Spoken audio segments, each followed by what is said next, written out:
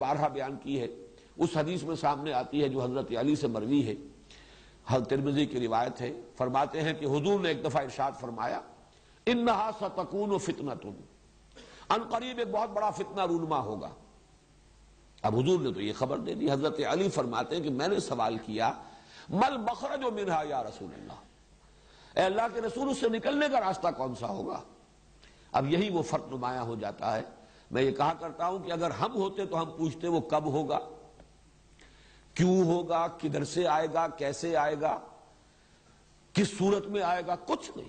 یہ سارے سوالات جو ہیں یہ علمی نوعیت کے، معلوماتی نوعیت کے، کب، کیوں، کیسے، کدھر سے، یہ سارے کچھ نہیں پوچھا۔ حضرت علی نے پوچھا وہ چیز جس کا تعلق عمل سے ہے، اس سے نجات کی راہ کون سی ہوگی؟ بس آپ نے فرمایا فتنہ ہوگا، ہمارے لیے کافی ہے۔ اب عملی اہمیت جو ہے وہ اس سوال کی بل مخرج منہا یا رسول اللہ، اللہ کے رسول یہ بتائیے اس سے نکلنے کا راستہ کون سا ہوگا؟ تو اس کے جواب میں جو حضور نے پھر ارشادات فرمائے ہیں وہ مدح قرآن اور قرآن مجید کی تعریف، اس کے اعتبار سے واقعہ یہ ہے کہ بہت بڑا خزانہ ہے، وہ یوں فصاحت کا، بلاغت کا، ادبیت کا، اور پھر حکمت کا، علم کا، معرفت کا بہت بڑا خزانہ ہے۔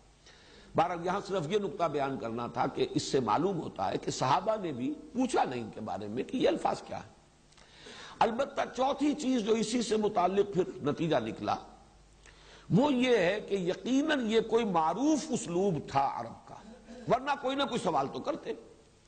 صحابہ سوال نہ کرتے، چلیے تعظیماً نہ کرتے، یا یہ کہ چونکہ عمل سے متعلق ہے نہیں ہے لہذا نہ کرتے، لیکن یہ کہ لوگ تو اعتراض کرتے کہ یہ کیا الف لام میم، یہ کیا حامیم کاف ہا یا عین صاد، کیا معنی اس کے؟ یہ تو بے معنی سی باتیں ہیں، اس کے تو کوئی مفہوم سمجھ میں نہیں آیا۔ جبکہ قرآن کہتا ہے کتاب مبین، دعویٰ کرتا ہے کہ میں تو بالکل روشن کتاب ہوں، واضح کتاب ہوں، اس کے مضامین بالکل صاف ہیں، بالکل نمایاں ہیں۔ وَلَقَدْ يَسَّرْنَا الْقُرْآنَ لِلذِّكْرِ فَهَلْ مِن مُدَّكِرٍ۔ تو یہ کیا چیز ہے الف لام میم حامیم کاف ہا یا عین صاد، کیا معنی اس کے؟ لیکن یہ بھی ثابت ہے کسی نے اعتراض نہیں کیا۔ اس کا مطلب یہ ہے کہ یہ ان کے ہاں معروف اسلوب تھا۔ ان کے ہاں خطیب شاید خطبہ دیتے ہوئے پہلے اس طرح کے حروف کوئی بول کر، کوئی مناسبت بھی ہو سکتی ہے، وہ میں عرض کروں گا اس کے بارے میں کیا کیا مناسبتیں لوگوں نے اپنے جو بھی ذہن کی جو رسائی ہے اور جو بھی جولانی ہے فکر کی، اس کے اعتبار سے بیان کیے ہیں۔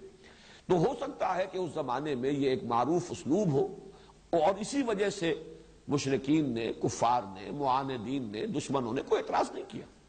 حالانکہ جیسے کہ تیسرے رکوع میں چل کر آ جائے گا، بعض اعتراضات انہوں نے کیے کہ یہ کیا ہے قرآن مجید میں مچھر کی تشبیہ دی جا رہی ہے، مچھر تو بڑی حقیر شے ہے، کہیں مکڑی کی تشبیہ دے دی گئی ہے۔ اس کا جواب دیا گیا کہ تشبیہ کا حسن تو اس میں ہوتا ہے کہ جس چیز کے لیے تشبیہ ہے اس کے ساتھ مناسبت ہے کہ نہیں ہے، نہ یہ کہ کوئی شے حقیر ہے۔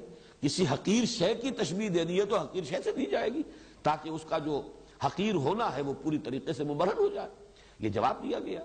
لیکن یہ کہ اعتراض کیا گیا نا، لیکن یہاں یہ ہے کہ ان حروف مقطعات کے استعمال پر اور ان کے قرآن مجید میں یعنی وحی میں شامل کیے جانے پر کوئی اعتراض بھی منقول نہیں ہے۔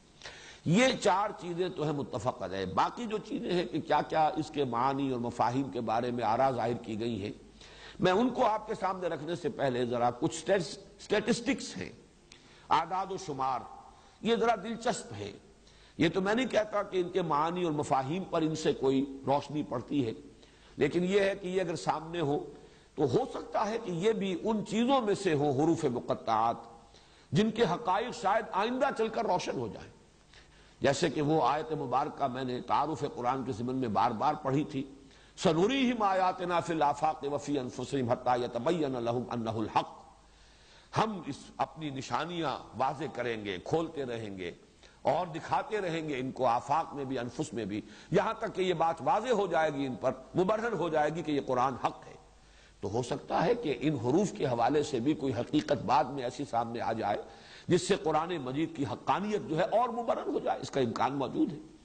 لیکن یہ امکان اگر ہے تو اسی شکل میں کہ اس کے کچھ اعداد و شمار جو ہے، کچھ ڈیٹا جو ہے وہ سامنے رہے تاکہ غور کرنے والے غور کرتے رہے۔ اور اس حوالے سے بھی ایک بات کہی گئی ہے ماضی قریب میں، اس کا بھی میں تذکرہ بعد میں کروں گا۔ تو یہ سٹیٹسٹکس جو ہے وہ ذرا نوٹ کر لیجئے، اور اس میں عربی زبان کی فقہ اللغہ کے اعتبار سے بھی بعض مضامین اہم ہیں۔ دیکھیے یہ حروف مقطعات جو ہے ظاہر بات ہے حروف ہجا ہے، وہ جو تختی ہے حروف ہجا کی الف با تا سا جیم ہا خا دال وہ یا تک جائے گی، یہ تختی ہے۔ عربی زبان کے جو حروف ہجا ہیں ان کے بارے میں ایک اختلاف ہے کہ تعداد 28 ہے یا 29 ہے، یہ دونوں جو ہیں عدد مانے جاتے ہیں۔ کس اعتبار سے؟ الف تو ایک حرف ہے، شروع کا پہلا حرف ہے، حمزہ کو بھی اگر حرف علیحدہ گنا جائے تو یہ 29 بن جائیں گے، اور حمزہ کو شمار نہ کیا جائے تو یہ 28 رہ جائیں گے۔ حمزہ اصل میں ہے کیا؟ الف پر ہی اگر زبر لگ جائے آ تو اب یہ حمزہ ہو گیا، یہ الف نہیں ہے۔ زیر لگ جائے ای، یہ بھی حمزہ ہوگا، یہ بھی الف نہیں ہے۔ پیش لگ جائے او تو یہ بھی حمزہ ہے، الف نہیں ہے۔ جزم ہو جیسے بے با، با یعنی با کے بعد الف ہے لیکن جزم لگ گیا با تو یہ بھی حمزہ ہے۔ تو الف اور حمزہ میں فرق یہ ہے کہ الف تو نام ہے صرف اس کا کہ اگر کوئی حرف اس سے پہلے مفتوح ہے، اس پر زبر آ رہا ہے تو الف لگ جائے گا تو وہ 2 زبر ہو جائیں گے، بس اللہ اللہ خیر صلی اللہ۔ اسی معنی میں واو کا استعمال بھی ہے، واو سے پہلے جو حرف ہے اس پر پیش ہے تو واو اس پیش کو کھینچ دیتا ہے۔ بے پر پیش ہو، با پر پیش بو، اور اس کے ساتھ واو تو بو، وہی پیش جو ہے گویا کہ 2 پیش بن گئے اور وہ ذرا کھچ گیا۔ یہ کا عمل بھی یہی ہے، یہ حروف 3 حروف علت کہلاتے ہیں، الف اور واو اور یا۔ یا کا بھی معاملہ یہی ہے، یا سے پہلے اگر زیر ہے حرف پر تو یہ یا صرف یہ کرے گی کہ اس زیر کو کھینچ دے گی۔ بے زیر یہ بی، وہ گویا کہ اگر صرف زیر ہوتا تو بے اور یہ ساتھ لگ گیا تو بی۔ اس معنی میں الف بھی در حقیقت اپنے حرف ما قبل پر اگر زبر ہو تو اسے تھوڑا سا کھینچ کر اور ایک زبر کا اور اضافی فائدہ ہو جاتا ہے، لیکن یا اور واو میں یہ